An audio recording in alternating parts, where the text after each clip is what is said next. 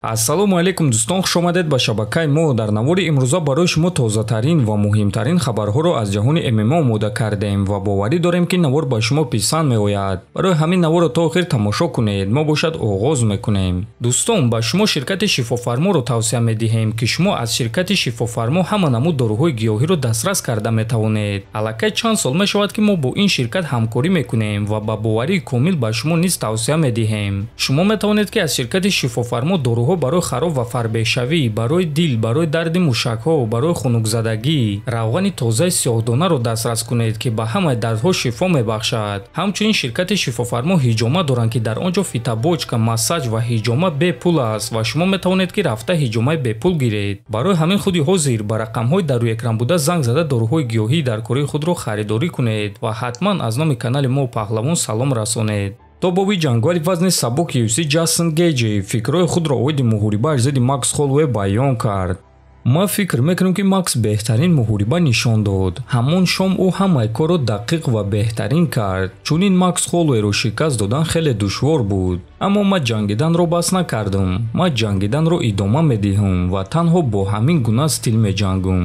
агар ҳатто стили ҷангии худро тағйир додан хоҳам ҳам, ин кор ғайриимкон аст, чунки ман аз хурдсолӣ чунин меҷангам. барои ҳамин шумо медонед ки ҳар вақте ки ман ба октагон мебарам, шуморо беҳтарин шоу дар сайёра интизор аст. акнун мебинем ки чунин рақиб ба монанди Макс Холлоуэй пайдо мешавад ё не, гуфтааст Гэтжи. хотиррасон мекунем ки дар турнири калони UFC 300 Макс Холлоуэй дар сонияҳои охири панҷум раунд Ҷастин Гэтжиро ба нокаути вазнин равон карда соҳиби камарбанди БМФ шуда буд ва барои Гэтжи ин аввалин чунин нокаут шуд. то ҳамон вақт Гэтжиро ягон кас чунин шикаст додагӣ набуд.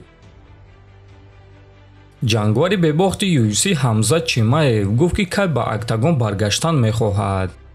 худам низ бозгашти худро интизорам. бо эҳтимоли калон ин кор моҳи октябр дар Абу-Даби мешавад. рақиб ҳоло маълум нест, аммо ман барои камарбанд ҷангидан мехоҳам. ман 7 муҳориба ва 7 ғалаба дорам. дар UFC чунин ҷангвар нест ки дар 7 муҳориба ғолиб шуда бошад ва барои камарбанд наҷангида бошад. Дана Вайт доимо ҳар гуна суханҳо мегӯяд, лекин гуфтушунидҳо рафта истоданд. ҳозир ман тамринҳои худро дар ин ҷо дар Русия дар клуби Аҳмад оғоз кардам. ин гуна шароитҳо пеш ман надоштум ва ин аввалин омодагиҳои ман дар Русия аст. нақша дорам ки дар оянда низ дар Русия тамрин кардан гирам. ба назари ман баъди якчанд сол дар UFC бисёр ҷангварони чеченӣ баромад мекунанд, чунки ман дар ин ҷо бисёр варзигарони хубро дида истодам. танҳо ки номҳои онҳоро гирифтан намехоҳам, гуфтааст Чимаев. хотиррасон мекунем ки Хамзат Чимаев бояд ки зидди Роберт Уитакер дар Арабистони Саудӣ меҷангид, аммо ӯ осеб гирифта аз ин муҳориба даст кашид. акнун маълум нест ки кай ва зидди ки Хамзат муҳорибаи навбатии худро мегузаронад. чанд дақиқа пеш финалисти гран-при вазни ним вазни ACA Фаридун Одилов ва чемпиони пешинаи вазни ним вазни ACA Муслим Магомедов ҷавоб дода чунин суханҳо навишт. истода ба корҳои рухдода назар карда истодам. муслим, чӣ гуне ки ман фаҳмидам маро аллакай дар хобҳои даҳшатангези худ дида истодаӣ? ту чӣ ин қадар дар мағлубияти ман часпидӣ? ба фикр ва хоҳиши ту ман дар ҳама ҳолат бояд ки шикаст хӯрам? танҳо назорат кун. дар пешфинали гран-при ACA барои камарбанди ҳақиқии чемпионӣ аст ва ман танҳо дар фикри ҳамин чизам. адлан, чаро онҳо туро хат зада истоданд? адлан муслимро шикаст медод, навиштааст Одилов.